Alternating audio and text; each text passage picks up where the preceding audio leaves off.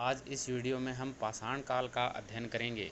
अब हम बात करते हैं भारत में प्रागैतिहासिक संस्कृति की। यानी जब से मनुष्य ने पढ़ना लिखना शुरू किया, पढ़ना लिखना सीखा, तब से लेकर अब तक के इतिहास को क्या कहा जाता है? इतिहास। और उससे पहले के जो क्रियाकलाप हैं, इससे पूर्व के, उसे क्या कहा जाता है? प्राग इतिहास। और इस दोनों के बीच के इतिहास को क्या कहा जाता है? आद्य इतिहास। अगर हम बात करें, यानी जो 3 प्रकार के हैं, जैसे प्राक इतिहास है, आद्य इतिहास और ऐतिहासिक या इतिहास। प्राग इतिहास है, ये इससे जो जानकारी हमें जहाँ से मिलती है वो सिर्फ क्या है? पुरातात्विक स्रोतों से जानकारी मिलती है।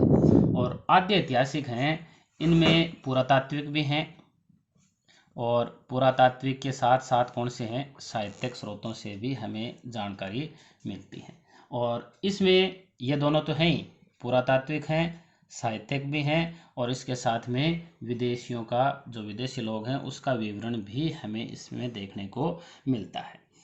ये तो है कि किन किन स्रोतों से हमें जानकारी मिलती है। अगली अगर हम बात करें, जो प्राग ऐतिहासिक है वो है पाषाण काल और ताम्र पाषाण काल। यानी इनकी हमें यह जो पाषाण काल है उससे संबंधित। और जो आद्य ऐतिहासिक है, इसमें हमें हड़प्पा और वैदिक सभ्यता के बारे में, हड़प्पा और वैदिक सभ्यता, इसको किस में करा गया है? आद्य इतिहास में। और इसके बाद का जो इतिहास है वो किस में है? इतिहास के अंदर। अब थोड़ी सी हम चर्चा करते हैं पाषाण काल की। पाषाण काल में, यानी जो प्रारंभिक जो मनुष्य है, उसके अधिकांश जो उपकरण हैं वो किसके हुआ करते थे? पत्थर के हुआ करते थे। और इसलिए इसे क्या कहा गया? पाषाण युगीन मानव या पाषाण काल कहा गया। और जिस काल में पाषाण उपकरणों का मनुष्य ने प्रयोग किया उसे पाषाण काल। और लंबे समय तक रहा ये। जो भारत की शिवालिक पहाड़ियां हैं, शिवालिक जो पहाड़ियां हैं भारत की, वहां से 20 लाख वर्ष पुराने, 20 लाख वर्ष पुराने क्या मिले हैं? पाषाण उपकरण मिले हैं। अब कैसे थे ये उपकरण? यानी प्रारंभ में ये सामान्य पत्थर के होते थे। शुरुआत की हम बात करें तो सामान्य पत्थर के थे, फिर धीरे धीरे उनका विकास होता गया और उनको ढालना शुरू कर दिया गया। अब इन अलग अलग हम 3 भागों में बांटते हैं इसको। एक पूरा पाषाण काल, दूसरा मध्य पाषाण काल और तीसरा नव पाषाण काल। हम पूरा की बात करते हैं तो पूरा था वो 20 लाख से कहाँ तक? 9000 ईसा पूर्व तक पूरा पाषाण काल था। और इसके जो हमें अवशेष मिले हैं वो कहाँ से मिले हैं? सोहन नदी घाटी और बेलन, नर्मदा, इन तो नदी घाटियों से मिले हैं। और भोपाल के पास एक जगह है, कौन सी? भीमबेटका। यहाँ से हमें क्या मिले हैं? चित्रित शिलाश्रय मिले हैं। किसके उदाहरण हैं? पूरा पाषाण काल के उदाहरण हैं। और इस समय जो पत्थर थे, इनके उपकरण थे, वो बड़े और मोटे थे और सुगढ़ नहीं थे, यानी अच्छी तरह से उनको गढ़ा नहीं गया था। कौन से समय? पूरा पाषाण काल के समय। अब हम चलते हैं मध्य पाषाण काल में। उससे पहले देखो, इसका 3 और भागों में इसका डिवीजन हो गया था। जैसे निम्न पूरा पाषाण काल, मध्य पूरा पाषाण काल और उच्च पूरा पाषाण काल। जो मध्य हम बात करते हैं दूसरे की, मध्य पाषाण युग की। मध्य जो पाषाण युग है ये कहाँ से कहाँ तक था? यहाँ हमने 9000 पर ख़त्म कर दिया। 9000 ईसा पूर्व से लेकर 4000 ईसा पूर्व तक कौन सा था? मध्य पाषाण युग था। और इस युग के अंतर्गत जो उपकरण हैं उनका आकार कैसा हो गया? छोटा हो गया। आकार लगातार छोटा होता गया और इस कारण इनको सूक्ष्म पाषाण उपकरण या माइक्रोलिथ भी कहा गया। क्या कहा गया? सूक्ष्म पाषाण उपकरण या माइक्रोलिथ भी कहा गया। और ये कहते हैं कि लगभग 12000 वर्ष पूर्व के हैं। और इस समय जो मानव है मानव कैसा हो गया था? आखेटक संग्राहक प्रवृत्ति का हो गया था। आखेटक खाद्य संग्राहक, आखेटक था और उसके साथ में कैसा था? खाद्य संग्राहक अवस्था में था। और वो पशुपालन की ओर बढ़ना उसने शुरू कर दिया था, पशुपालन की ओर। और इसका निवास इस समय उसने कहाँ कर लिया था? नदी व झीलों के किनारे इसने अपना निवास स्थान उस समय बना लिया था। और किस में रहता था वो? लकड़ी से और घास फूस से बनी जगह पर वो गोल झोंपड़ियों में, यानी झोंपड़ियाँ इसकी किस प्रकार की थी? गोल झोंपड़ियों में वो उस समय रहता था। और ये मिट्टी के पात्रों का उस समय प्रयोग करता था, मिट्टी के पात्रों का प्रयोग। और खाद्य सामग्री को इस समय ये पकाना शुरू कर दिया था। मध्य पाषाण में खाद्य सामग्री को पकाकर खाने लगा। अब हम बात करते हैं नवपाषाण काल की। नवपाषाण काल है, इस समय जो मनुष्य है वो कृषि और पशुपालन दोनों तरफ उसने ध्यान दिया, कृषि की तरफ भी और पशुपालन की तरफ भी। यानी जो कृषि कार्य और पशुपालन के लिए उपयोगी हों इस प्रकार के उसने उपकरण भी, यानी कृषि और पशुपालन के लिए उपयोगी हों इस प्रकार के उपकरण भी उसने बनाने शुरू कर दिए। जैसे कुल्हाड़ियाँ उसने बनानी शुरू कर दी, बसुला, छिद्रित वर्त, हथौड़ा, सिलीलोड, औंकड़ी। और ये उपकरण है वो बेसाल्ट जैसे कठोर पत्थर को घिसकर बनाए जाते थे। बेसाल्ट पत्थरों को घिसकर और कैसा बनाया जाता था? एकदम चिकना बनाकर।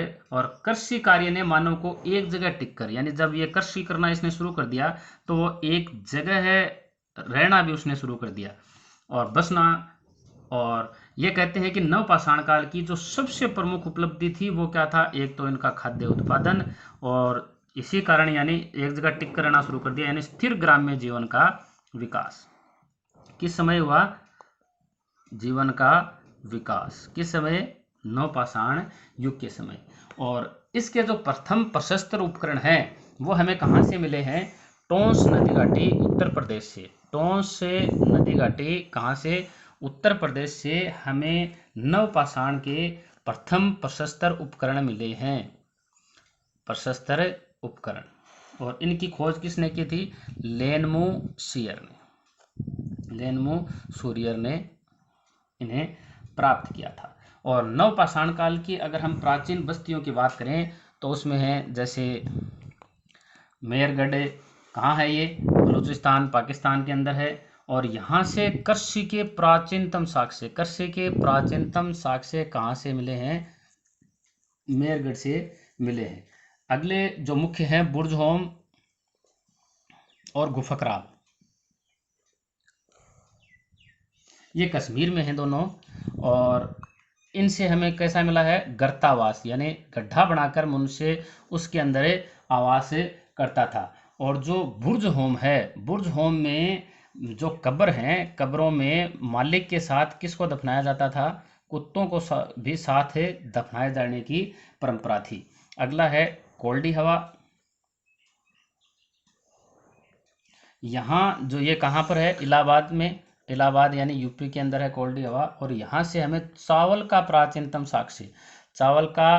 प्राचीनतम साक्ष्य कहाँ से मिला है? कोल्डी हवा से मिला है, यानी 6000 ईसा पूर्व का ये साक्षी है। और चिरांद बिहार, कहाँ है चिरांद? बिहार में। और यहाँ से हमें क्या मिले हैं? हड्डी के उपकरण मिले हैं, हड्डी के उपकरण। और ये कितने पुराने थे? ये किसके थे? ये हिरण के सींग। और जो मध्य पाषाण युग की हम बात कर रहे थे, जो मध्य पाषाण काल के जो अवशेष हैं वो हमें कहाँ से मिले हैं उनकी हम थोड़ी सी और चर्चा कर लेते हैं। एक तो मध्य प्रदेश है, मध्य प्रदेश के आदमगढ़ और बागौर से, आदमगढ़, और राजस्थान के बागौर से। और पशुपालन के प्राचीनतम साक्ष्य, यानी पशुपालन कर रहा था मनुष्य मध्य पाषाण काल में, तो ये साक्ष्य हमें कहाँ से मिले हैं? मध्य प्रदेश के आदमगढ़ और राजस्थान के बागौर से। और मानव के अस्थि पंजर का सबसे पहला अवशेष भी हमें मिला है कहाँ से? अस्थि पंजर का, इस समय का मध्य पाषाण युग का मध्य पंजर, जो अस्थि पंजर है उसका अवशेष कहाँ से मिला है? प्रतापगढ़, उत्तर प्रदेश। जो प्रतापगढ़ कहाँ पर है? उत्तर प्रदेश के सराय नाहर और महदा से, महदा नामक स्थानों से मिला है। एक बात करते हैं आद्य इतिहास की।